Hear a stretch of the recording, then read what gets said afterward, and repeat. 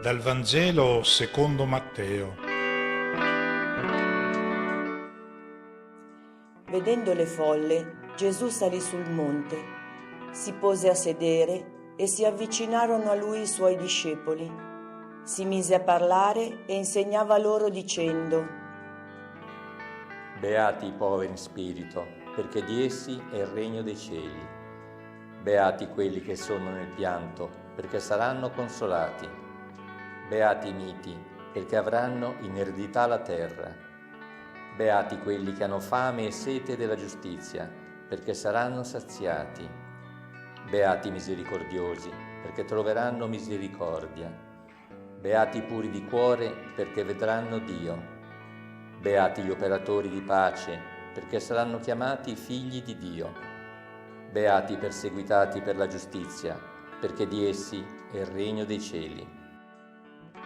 Beati voi, quando vi insulteranno, vi perseguiteranno e mentendo diranno ogni sorta di male contro di voi per causa mia. Rallegratevi ed esultate, perché grande è la vostra ricompensa nei cieli. Così infatti perseguitarono i profeti che furono prima di voi.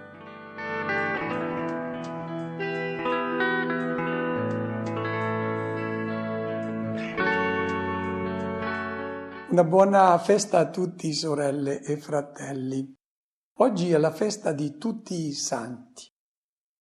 In passato i santi hanno goduto di una enorme popolarità, le chiese erano piene delle loro statue e a loro si ricorreva più che non a Dio.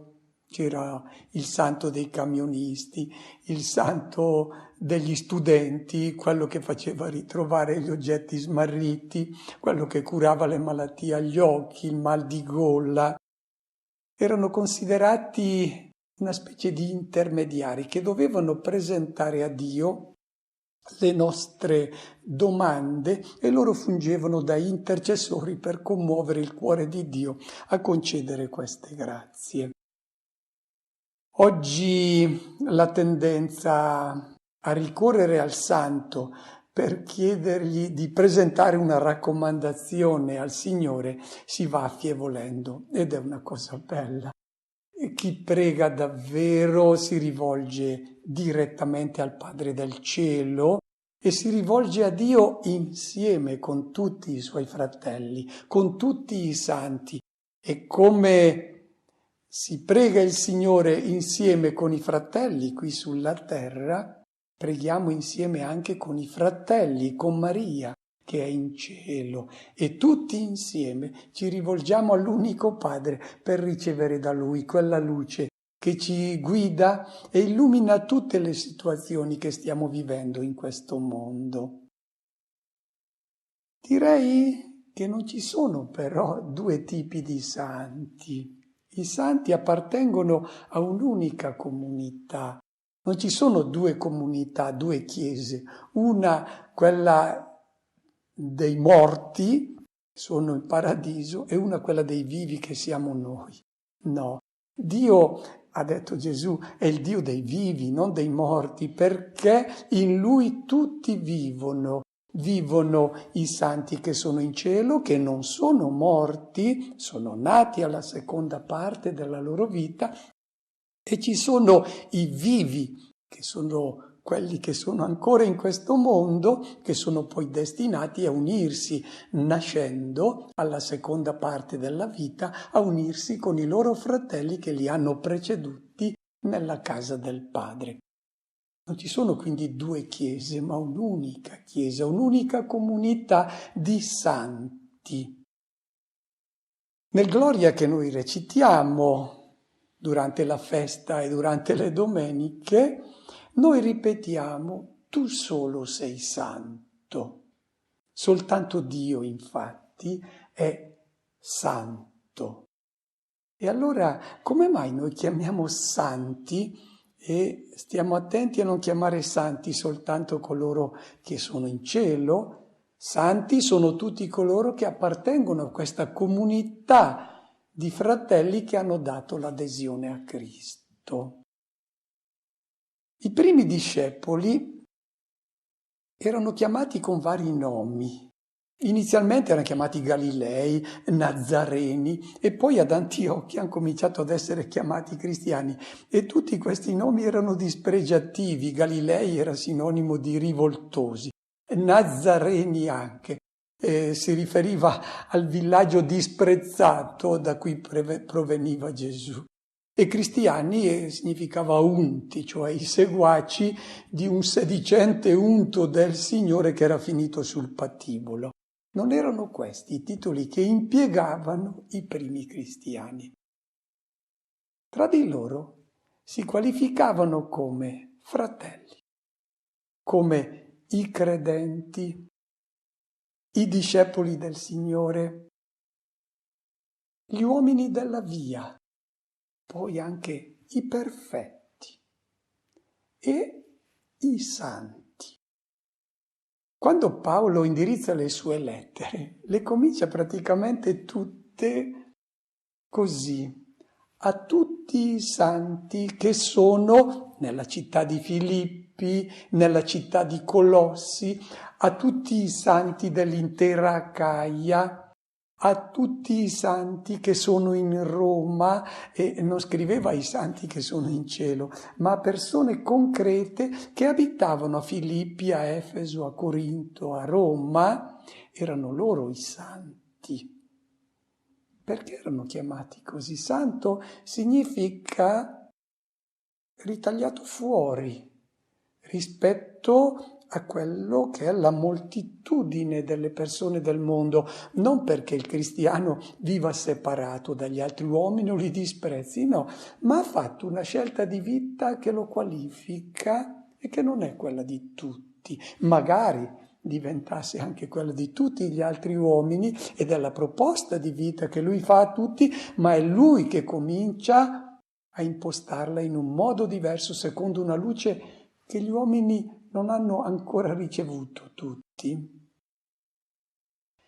Oggi il Vangelo ci presenta l'immagine dell'unico santo che è Cristo, tu solo sei santo, e ci presenta in questa festa l'immagine di questo santo attraverso le beatitudini.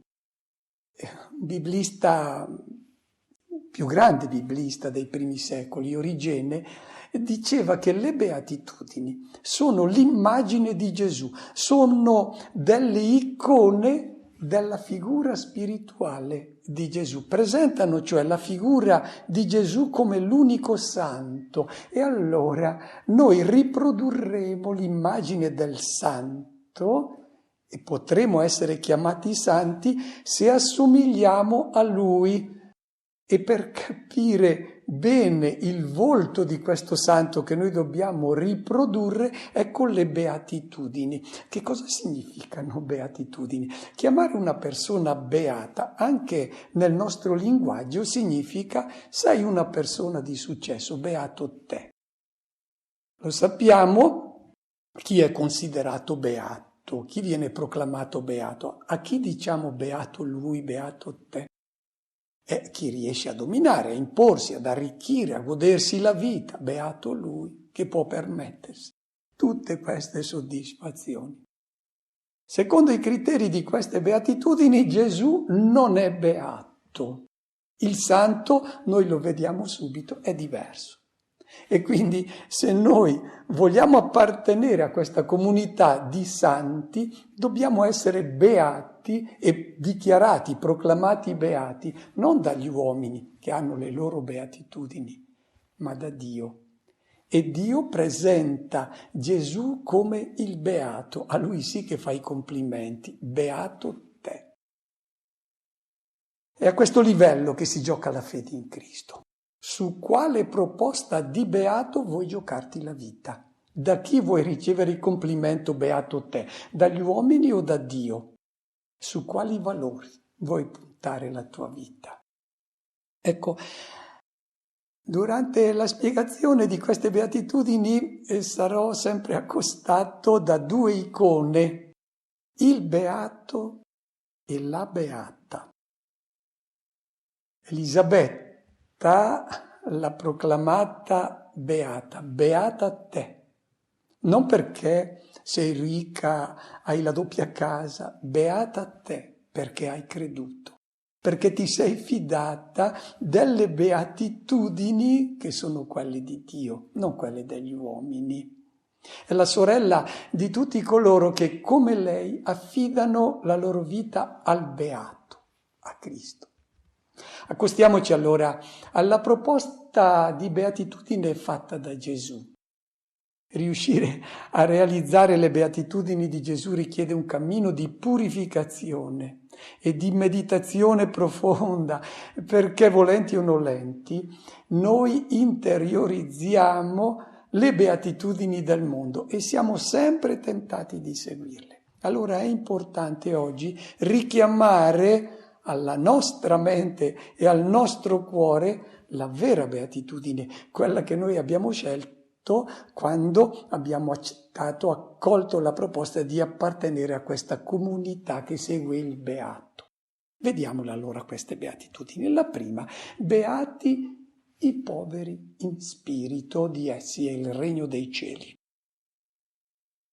Questa beatitudine ha ricevuto tante interpretazioni. Una molto famosa e molto diffusa ha sostenuto che beato era colui che aveva accumulato molti beni, però il suo cuore era distaccato, ecco, in spirito. Era ricco, ma in spirito era povero, perché era distaccato dai beni, difatti elargiva molte elemosine, e c'è tutta una tradizione della Chiesa che giustifica questa concezione. Per cui ci sarebbero ricchi buoni e ricchi cattivi. Ricchi buoni è quelli che hanno molti beni ma fanno elemosine, quelli cattivi invece sono quelli che usano i beni per se stessi e non fanno nulla di buono.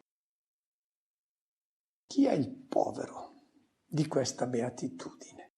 Direi anzitutto, povero chi è? È colui che non ha niente. Questo è il povero. Ci chiediamo, ma allora Gesù proclama beati gli straccioni, i diseredati. Se così fosse, dovremmo ridurci tutti in miseria per essere beati. È importante verificare bene a chi Gesù rivolge questa beatitudine e che cosa significa in spirito. E Gesù non sta parlando a qualche straccione di Cafarnao e accostandosi a lui gli dice beato te che sei in questo stato. Oppure arriva a Gerusalemme dove ci sono coloro che nel 31 a.C., quando proprio al tempo della battaglia di Azio c'è stato il grande terremoto e ci sono state 10.000 vittime in questo terremoto, quindi sono crollate le case, sono ancora vive alcune di queste persone che sono scampate al disastro. Gesù si rivolgesse a una di queste persone che non ha più la casa e gli dicesse beato te perché sei povero. Ecco, questa interpretazione è assurda, deviante ed è contraria a tutto il Vangelo. Gesù sta rivolgendosi ai discepoli, li proclama beati perché sono diventati poveri in spirito. L'ideale del cristiano non è la miseria, l'ideale del cristiano è l'amore. Nella comunità che accoglie la proposta di Cristo, questa è la promessa che lui fa nel Vangelo: non c'è più nessun povero, perché i doni che Dio ha dato al mondo sono immensi e Dio non vuole che le persone soffrano, li vuole tutti felici, gestendo i beni di questo mondo secondo il suo disegno. E il suo disegno richiede che, mossi dal suo spirito, si divenga poveri, cioè che ogni fratello consegni al bisognoso gli immensi doni che Dio gli ha collocato fra le mani. Quando si entra in questa dinamica di scambio di doni per amore, mossi dal suo spirito, Spirito, che è la sua vita divina, che ci fa tutti fratelli, quando questo si realizza, la povertà nel mondo scompare. Si diventa poveri perché non si trattengono i beni per sé, ma si diventa ricchi di vita insieme ai fratelli. Chi sono allora i poveri in spirito? Lo spirito è la forza interiore che ci spinge, la forza divina, spinge a staccarci dai beni e a donarli per amore. Mossi dallo spirito di Cristo, ecco che cosa significa in spirito, non ci si considera più padroni dei beni che abbiamo tra le mani, la nostra intelligenza, il nostro tempo, le nostre capacità. Tutto ciò che abbiamo ricevuto non è nostro, è di Dio e dobbiamo spogliarci, consegnarlo ai fratelli. Qual è la beatitudine somma? È quello, al termine della nostra vita, poter dire ho donato tutto, sono rimasto povero. Allora chi è il povero? Lo vediamo sulla croce, quello che non è rimasto proprio con nulla, ha dato tutto fino all'ultima goccia di sangue e fino all'ultimo vestito, perché non aveva assolutamente nulla addosso, era stato spogliato di tutto. Beato è proclamato da Dio colui che ha donato tutto al fratello, rispondendo allo spirito, alla vita divina che gli è stata donata. Stiamo attenti perché diventa nostro proprio tutto ciò che abbiamo donato, perché ciò che abbiamo donato è diventato amore e l'amore viene da Dio. Dio è amore, è il divino che noi costruiamo dentro di noi, mostrando e lasciando venire fuori tutto il nostro amore. Seconda beatitudine, beati gli afflitti perché saranno consolati. Questa afflizione, questa beatitudine ha dato origine anche a una spiritualità scorretta, quella del dolorismo, e si sente ancora anche oggi qualche epigono di queste persone che esaltavano il dolore come un modo per essere graditi a Dio, offrire a Dio il dolore, perché se noi gli offrivamo il nostro dolore, Lui poteva convertire i peccatori. C'è ancora qualche cosa che circola di questa spiritualità doloristica. Non ha nulla a che vedere con questa beatitudine. Gli afflitti di cui si parla qui non sono quelli che provano un qualunque dolore. No, hoi penthuntes in greco. Sono coloro che vivono con passione l'impegno a costruire un mondo nuovo secondo il disegno di Dio. E queste persone che si impegnano, di fronte a quale realtà del mondo si trovano? Proviamo a guardarci attorno, cosa vediamo? Non è il mondo di Dio, è il mondo delle guerre, delle violenze, ingiustizie, oppressioni, è il mondo delle falsità, delle ipocrisie, il mondo dove Dio sembra più escluso dalla convivenza umana, un mondo che si regola su valori che non sono quelli del Vangelo. Quando il discepolo vede questo mondo, non può gioire. È come una persona che è in lutto perché vuole un mondo diverso, vuole quel mondo che Gesù è venuto per costruire. Siamo infinitamente lontani ancora da questo mondo e allora il vero discepolo soffre. Gesù dice: beato colui che prova nel suo intimo questa passione per costruire un mondo nuovo. Sta male non perché lui è malato o ha qualche sventura, sta male perché le cose nel mondo vanno male. Beati coloro che provano questo dolore, perché sono sensibili alla passione di Dio. La tentazione anche per queste persone è quello di lasciar cadere le braccia, e se il maligno riesce a convincerti che il mondo nuovo è un sogno e tu lasci cadere le braccia, lui ha vinto. Ecco allora la promessa di Gesù, a coloro che provano questo dolore, saranno consolati. Dio sta dalla loro parte, li consolerà, il mondo nuovo nascerà, Dio lo costruirà insieme con te. Terza beatitudine, i miti erediteranno la terra. L'aggettivo italiano mite richiama la persona calma che non reagisce alle provocazioni, accetta passivamente, senza lamentarsi, le ingiustizie. Ci chiediamo, ma è quest'uomo che rifugge a tutti i conflitti? Però è anche una persona che si presenta piuttosto debole, prende le botte, lascia perdere. È costui che viene proclamato beato? La risposta è no. Chi è il mite nella Bibbia? Il Salmo 37 ci presenta la figura del mite. Mite è colui che si trova in una situazione che non è quella ideale. Ci sono delle sopraffazioni, delle angherie a cui lei è sottomesso, però il mite non cede alla tentazione di reagire con la violenza, con l'aggressività. E dice il Salmo 37, desisti dall'ira, deponi lo sdegno, non irritarti perché faresti del male.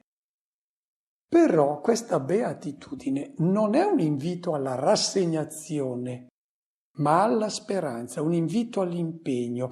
Difatti, noi per fortuna abbiamo una beatitudine che la troviamo in Gesù, che si presenta come il mite. Imparate da me che sono mite e umile di cuore. E Gesù non è mite nel senso che ha preso delle bastonate senza una minima reazione, lasciando perdere. No, ha vissuto dei conflitti drammatici Gesù, ma li ha affrontati con le disposizioni di cuore che caratterizzano i miti, cioè coloro che non reagiscono al male col male, ma al male reagiscono con l'amore. Cambiano il mondo non con la violenza, ma con l'amore. Questa è la disposizione del mite. Il mondo pensa che la terra apparterrà sempre a coloro che non sono miti, anzi sono l'opposto dei miti. Gesù dice, gente di successo saranno coloro che con la mitezza, con l'amore cambieranno il mondo. La terra apparterrà a loro. Di nuovo l'invito alla speranza. Se si crede in Gesù ci si impegna per il mondo nuovo, impiegando però i metodi che Gesù ha impiegato, solo l'amore, solo la mitezza. Beati quelli che hanno fame e sete della giustizia. Sono i bisogni primari che noi abbiamo, mangiare e bere. Allora ci chiediamo che cosa significa provare questo bisogno per instaurare la giustizia. C'è la giustizia distributiva che consiste nel dare a ciascuno ciò che gli spetta ed è quella che regola i rapporti umani.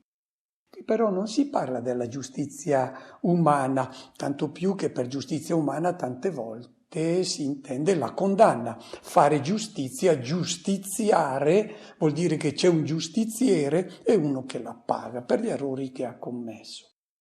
Non è questa la giustizia che deve bramare come colui che ha fame e sete, il beato secondo Gesù. Qui si tratta della giustizia di Dio, cioè quella giustizia, quel mondo nuovo che Dio vuole realizzare qui sulla terra. La giustizia di Dio qual è? È che tutti gli uomini si sentano fratelli, che vivano in comunione, che condividano i beni, che vivano come proprio il dolore e il bisogno del fratello, che siano capaci di perdonare, di cambiare i nemici in fratelli. Questo è il mondo dove regna la giustizia di Dio. Beato è colui che brama la realizzazione di questa giustizia di Dio nel mondo e si impegna a realizzarla. ma si impegna e ha bisogno di realizzarla come colui che ha fame e colui che ha sete.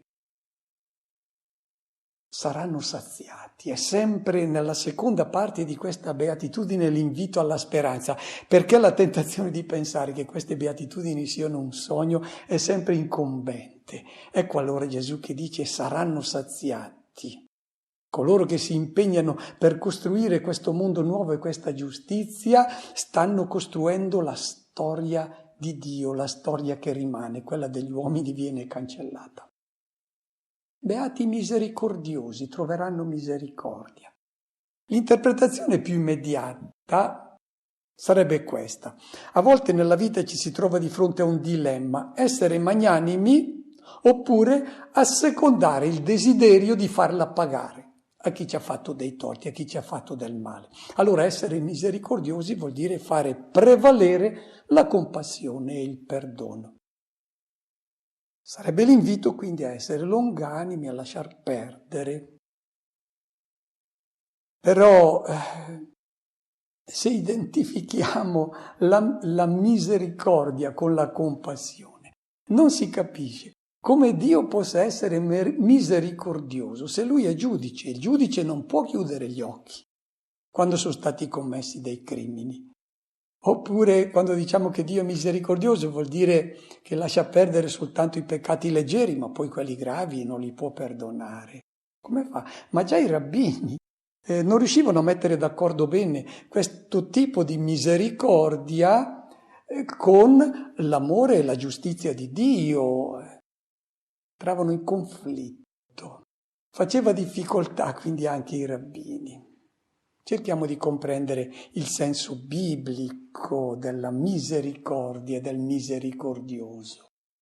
Misericordioso, in ebraico chesed, è colui che ama in modo incondizionato e fedele. Dio è misericordioso perché non c'è nulla che possa incrinare il suo amore.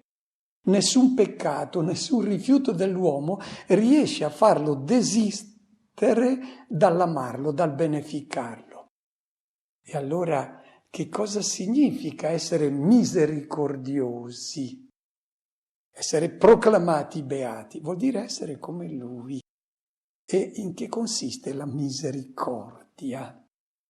Non è semplicemente chiudere un occhio di fronte a uno che ci ha fatto un torto, va molto più in là. Direi che sono 3 momenti che caratterizzano il cuore del misericordioso. Il primo è quello di accorgersi del bisogno dell'altro, è quello di vedere. Lo ricordiamo il Samaritano, quando scende lungo la via da Gerusalemme a Gerico, vede il bisogno di chi è caduto in mano ai briganti. Quindi il primo momento che caratterizza il cuore del misericordioso è quello di uno che è attento. Non c'è bisogno che l'altro gridi, è lui che vede perché è attento ai bisogni del fratello. Prima caratteristica del cuore misericordioso. E non distoglie lo sguardo, non cerca di distrarsi, non dice basta che io stia bene, gli altri pazienza, no, vede. Prima caratteristica, primo momento. Secondo, quello di provare compassione, letteralmente nel senso di compatire, di soffrire insieme all'altro che è nel bisogno. Terzo momento, interviene concretamente, come ha fatto il Samaritano. Ha visto, si è sentito rimestolare le viscere perché ha visto il fratello che soffriva e poi è intervenuto. Il testo del Vangelo dice: lui ha fatto la misericordia. Lui ha riprodotto il volto del misericordioso che è Dio, che non castiga, non punisce nessuno, è attento, sente con passione il bisogno di suo figlio e interviene. Beato il misericordioso, cioè colui che è misericordioso come il Padre del cielo. Cosa vuol dire troveranno misericordia? Non vuol dire che Dio chiuderà un occhio sui suoi peccati, no, lo chiude comunque. Vuol dire che chi è misericordioso, cioè ha un cuore che vede, prova passione e interviene per aiutare il fratello, costui è in sintonia con il misericordioso che è il Padre del cielo, che è solo misericordia, è solo amore fedele e incondizionato. Beato è colui che riproduce, almeno in parte, il volto del misericordioso, che è il Padre del cielo e che è Cristo, che riflette il volto del Padre. Beati i puri di cuore, perché vedranno Dio, la sesta beatitudine. Il cuore, lo sappiamo, è la sede non tanto dei sentimenti, ma soprattutto delle decisioni. Cosa vuol dire puro di cuore? Sappiamo cosa significa puro. Oro puro vuol dire che non è mischiato ad altro. Caffè puro vuol dire che è solo caffè. Puri di cuore vuol dire che sono guidati, sono cuori che quando fanno le loro scelte sono guidati soltanto da Dio. E se invece non è puro il cuore, ma nel cuore c'è anche Dio, però c'è il denaro, c'è l'orgoglio, la cupidigia, la dissolutezza morale, e questi idoli finiscono per offuscare il volto di Dio. Sono loro che decidono le tue scelte nel cuore, non è puro il cuore, e costoro che hanno degli idoli, anche se c'è un pochettino anche Dio nella loro vita, ma non è solo Dio, bene, costoro non vedono più Dio, perché gli idoli finiscono per offuscare il volto di Dio. Settima beatitudine, gli operatori di pace, che saranno chiamati figli di Dio.